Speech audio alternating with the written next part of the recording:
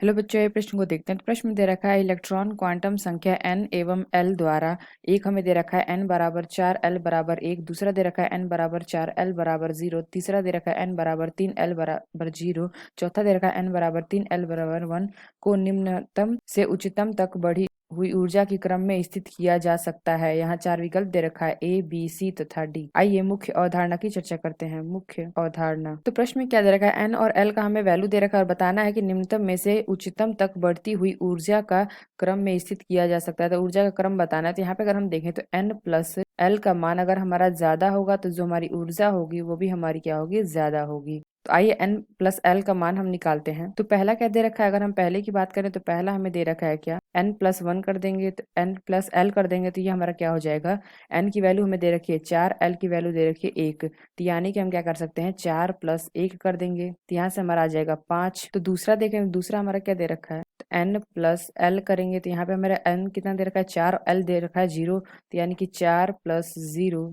ये हमारा आ जाएगा क्या, 0 आ जाएगा 4। और हम देखें तीसरा क्या दे रखा है, तीसरा दे रखा है n प्लस l करेंगे तो n हमें दे रखा है 3, प्लस क्या दे रखा है, l दे रखा है 2, तो ये हमारा आ जाएगा 5।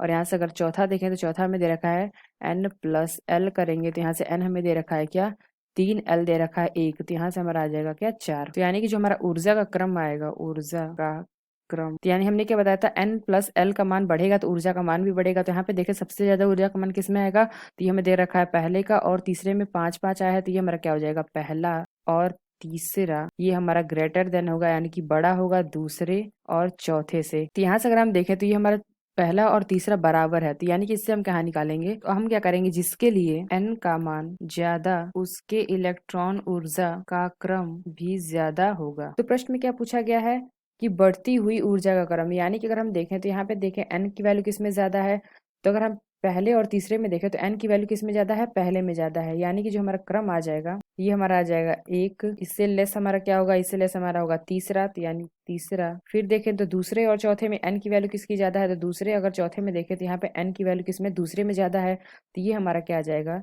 लेस देन दूसरा।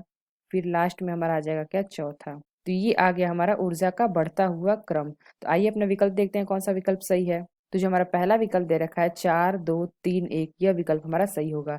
आशा करते हैं आपको समझ में आया होगा। धन्यवाद।